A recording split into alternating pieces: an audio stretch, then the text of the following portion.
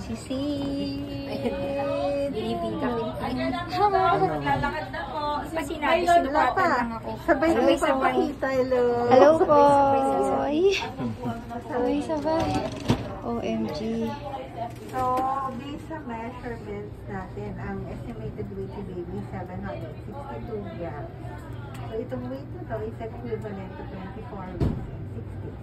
So, kung i-compare mo siya sa actual age niya, mas mabigat siya na ibang araw. Wow. Pero normal pa din yun, no? Kasi up to 90th percentile normal. Above 90th percentile, mabigat na. Normal yung weight. Tapos, nakapwesto na rin siya. Wow. So, ito yung baba ng uterus. Taas ng uterus is here. So, sa baba, ayun yung head niya. No? So, katawan, ito yung head. Oo. Tapos, nakaharap siya here sa left side mo. Yun yung eyes niya. Yan. Placenta mo, ito nakapwesto na rin posterior. Tapos, hindi siya nakaharang dito sa entrance. Highlighting na siya. And then, yung black areas, ayun yung amniotic fluid. Normal din. Wow, thank you, Lord. Okay. So, ito yung head. Yung head niya, cross-section, so top view ng head. Okay. No? So, ayan. Ayan yung kanyang calvarium, yung puting-puting yan. So, yan yung bone sa head. Normal yung shape. Tapos, inside yung brain. No? So, ito yung cerebellum. Yung cerebrum niya. Okay, CSP. Ito yung left hemisphere, right hemisphere of the brain. Wala namang signs ng vocal or bleeding or hydrocephalus. Okay? Tapos, yung eyes niya, both eyes present, na left, at saka right eye dito. So, dito siya nakatingin sa left side.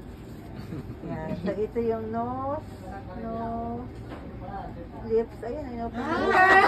Sasalita! Mami ka pa!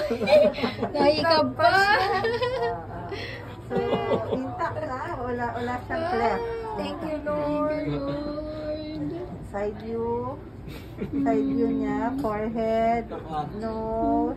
Upper lip. Lower lip. Yan. Dila niya yun. Likod ni baby Hyper yan. Alam mo, dito si Tita Ganda. Ben. Oo daw. Ay, no? Oo. Ay daw! Like. Nag-like siya. Nakaya.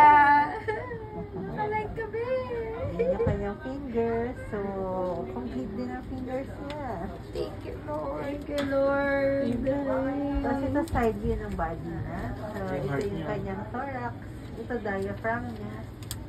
Tapos ito yung abdominal cavity. So, sa thorax, ito yung heart. Cross-section natin yung heart. Yan. So, ito yung heart. 4-chamber view of the heart. Normal ang 4 chambers sa heart. Ito yung kanyang heartbeat. Tingnan natin.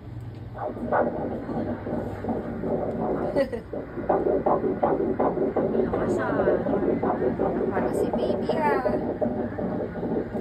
So, measure Ganda ka, natin. Yan.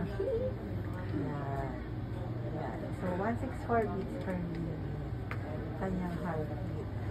So, dahil malikot siya, medyo mabilis ang onte. Likot niya yun na active. Pero kanina 153. Na-excite siya kasi alam niyang may tao. So, ito heart, lungs niya sa gilid. Ito, normal naman, homogeneous. Walang tubig sa bala. Pababa, stomach. No? And then, ito yung portal vein ng liver. Pababa, yan, bituka na yan. Tapos ito yung stomach ulit. Ito yung kanyang pusod. Umbilical cord niya ito.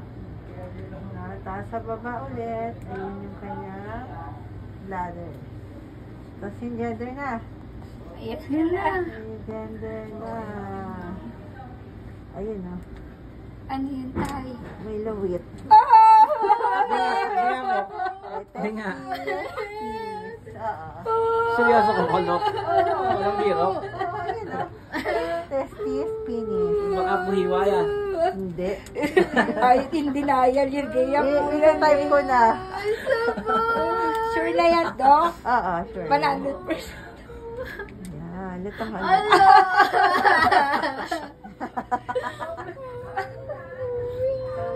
Boy. Oh, di ba? Congratulations. Junior ka na dati. Ang tatlo lang daw talaga, te. Wala nang babayan ng doka. Wala. Wala na. Ayan, oh. Ayan, turtle sign. Turtle sign ka pa ba? Ayan, hindi niya tinatago. Nakabuka-buka ka. Yung panganay ko kasi ni ate, naka-4 po yun eh. Oo, ay ito. Ayan, buka-buka, oh. Ako, baby C. Ang galingan mo, baby C. Te, ang galing naman ni Kuya. Paano nabuo yun? Yung paa. Yung paa niya is here. Ayan o. Yung paa niya. Mga big toes, small toes. Ito yung kabilang paa. Big toes, small toes. So, complete naman ng toes. And then, yung fingers na yan. Complete. Thank you, Lord. Ayan siya ulit. So, healthy baby boy. Thank Thank you po, thank Amy. you po. Uh, Kuya, nakalalakay ka na, Kuya. Congratulations. You're welcome. Thank you so much po.